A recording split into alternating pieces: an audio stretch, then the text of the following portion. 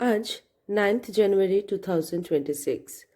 আজ আমাদের স্কুলের একটা বড় ইভেন্ট ছিল, আমাদের অ্যানুয়াল কনসার্ট। তাই ঝটপট Rhapsody। রেডি হয়ে নিচ্ছিলাম, কিন্তু শুধু রেডি হলেই তো হবে না, পুচকু দুটোর জন্যও তো একটু ভাবতে হবে। লাঞ্চ তো মামনির কাছেই করবে, তাই ভাবলাম চটজলদি একটা ব্রেকফাস্ট বানিয়ে দিয়ে যায়, একটু হেলদি আর একটু টেস্টি। আলু গ্রেট করে ওর মধ্যে তোমার পছন্দ মতো সবজি আর ডিম দিয়ে দাও, আর শেষে ময়দা মিশিয়ে নাও, রেডি হয়ে গেল তোমার ব্রেকফাস্ট।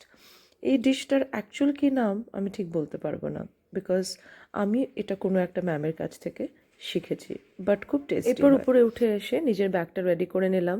টিচার, তাই পেন তো সঙ্গে রাখতেই হবে, আর টুকিটাকি কিছু জিনিস, বিকজ আমরা আউটডোর থাকবো অনেকটা টাইম, তাই কিছু দরকারের জিনিস প্যাক করে রেডি করে। আর এর মধ্যে এক ফাঁকে নিজের জন্য 1 কাপ চা রেডি করে নিলাম, একটু তো এনার্জি নিতে হবে।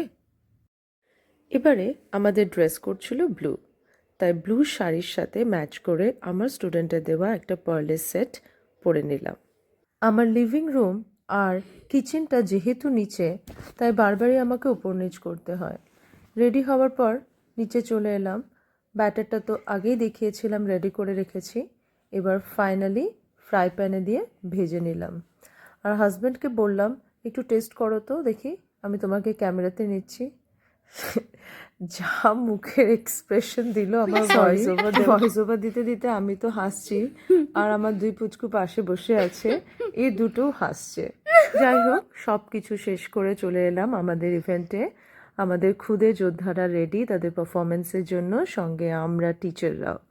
এই দিনটার জন্য আমরা সারা বছর ওয়েট করে থাকি, আর আমাদের সাথে সাথে এরাও ওয়েট করে থাকে কবে ওরা স্টেজে উঠে ওদের ফাইনাল আমাদের এই ছোট্ট যোদ্ধারা যখন স্টেজে উঠে নিজেদের সেরাটা নিজেদের বাবা মার সামনে প্রেজেন্ট করে, তখন নেপথ্যে নীরব আনন্দে ভরে ওঠে আমাদের টিচারদের মন।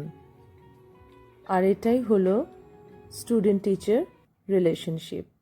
খুব মজা করে কাটালাম দিনটা, আবার পরের বছরের জন্য অপেক্ষা করে রইলাম। আজ এখানেই শেষ করলাম, পরে আবার কথা হবে।